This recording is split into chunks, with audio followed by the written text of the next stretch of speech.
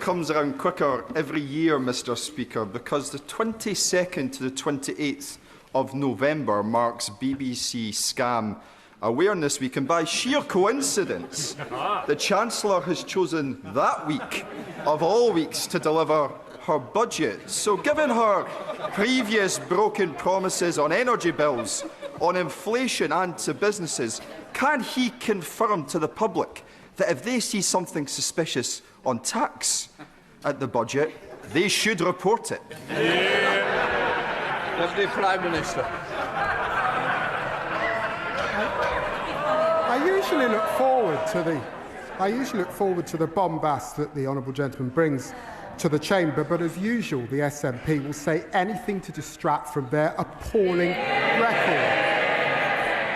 In the week where Scotland's Health Secretary had to apologise for the state of the health service on their watch, he could have mentioned that. Thank you, Mr Speaker. On behalf of my party, can I join the Deputy Prime Minister in expressing our horror at the terrifying knife attack at the weekend, and pay tribute to all those, including the emergency services, who put themselves in harm's way to protect others. And as we approach Remembrance Sunday, can I also join him in remembering all those who gave the ultimate sacrifice for our rights and our freedoms? Those rights and freedoms are now under threat in a way that we have not seen since the Second World War. Putin is waging war on our continent and interfering in democracies across Europe.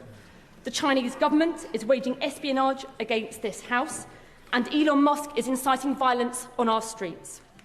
To date, the government has failed to heed our calls for a new inquiry into Russian meddling, failed to place China on the enhanced tier of country threats, and failed to launch an MI5 investigation into the threat posed by Elon Musk. So can I ask the Deputy Prime Minister, what will it take for the government to act and protect our democracy? Deputy Prime Minister. Well, I'm very grateful to the honourable lady. Can I just remind her, as Foreign Secretary, I stood at this dispatch box and I spoke to the China audit that we said we would do in coming into government, and we did that. I did it on the same day that we published our national security strategy, and of course my defence colleague has also published the Strategic Defence Review. She looks across all three of those documents.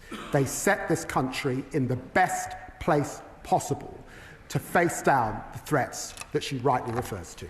Daisy Cooper. Thank you, Mr Speaker. I hope the Deputy Prime Minister in his new role will consider our calls again. But right now, families across the country are struggling with a cost of living crisis, yet the Chancellor is preparing to increase taxes.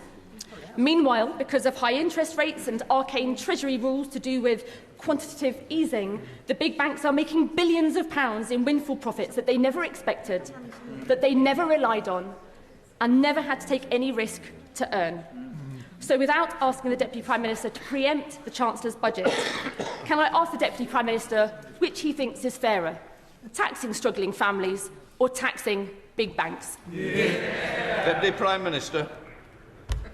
Well, she knows. We've got 80 years of convention, and it is for the Chancellor of the Exchequer to present her budget later on this month. But can I just say gently to her, it is under her government, in which they were in coalition with the Conservatives, that we saw austerity right across our country, and she will know that there are major parties proposing austerity again, and I know that the Chancellor will do everything she can to continue, as she set out yesterday, to invest in our NHS and our public services. Rishi Sunak. Mr Speaker, can I thank the Deputy Prime Minister for joining me at a recent event in Parliament to support the work of Prostate Cancer Research, a charity where I am an ambassador. He and I both believe that introducing a targeted national screening programme for prostate cancer is the right thing to do and would save lives. So does he also agree that the recent compelling results of the 162,000 patient European trial support this case, and that this evidence, alongside data from Prostate Cancer Research and others, should be given significant weight by the UK's National Screening Committee? Deputy Prime Minister. Well, can I thank the right honourable member. Too many of us will sadly know someone affected by prostate cancer, and I have too many members of my family that are living currently with prostate cancer, which is why I'm very proud to co-chair the prostate cancer research event this year and last year with him. And I share his determination to boost research, speed up treatment and deliver better care. Now, he knows I'm biased, but these are rightly decisions for the Health Secretary. The UK National Screening Committee is reviewing the latest evidence of prostate screening and considering whether any changes should be made to save lives. We've invested £42 million jointly with prostate... Jenny Riddle-Carpenter. Since this government has massively boosted the national minimum wage for young people, my constituents in ERUPTS earn far more than the £3.40 an hour I got paid in my first job just 17 years ago. What is the Deputy Prime Minister's response then to those, including the Conservatives and Reform, who claim that £10 an hour is too high a wage for young workers? And does he happen to know whether any of the Reform leaders' dozen extra jobs pay him less than £10 an hour?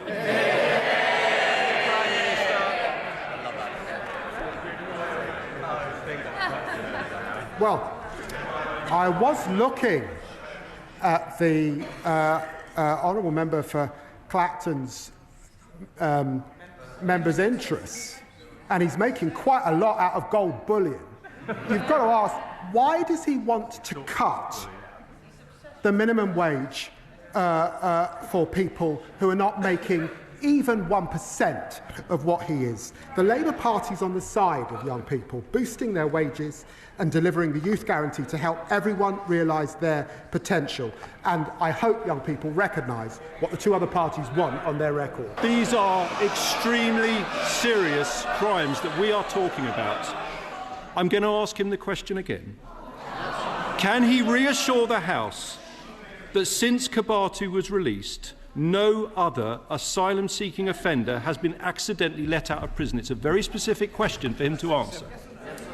Deputy Prime Minister. After his release, I put in place the toughest checks we've ever had in the prison system. It is important that Lynn Owens is able to get to the bottom of her work. I suspect there'll be more checks and balances we need to do. What we inherited was a complicated system that they set up, letting people out on the sly. That's part of the problem, and we're trying to fix it. You were wrong. I hope you're not going for a job in the Treasury. Come on, Ben, James Carter. It's on a serious issue, I think, Mr. Speaker, just to be clear. The Telegraph are reporting that a police manhunt has been launched for a second asylum seeker mistakenly freed from prison. The question is, Mr. Speaker, can you advise me on how I can ask the Justice Secretary whether he was aware of this when I asked him about it repeatedly in Prime Minister's question?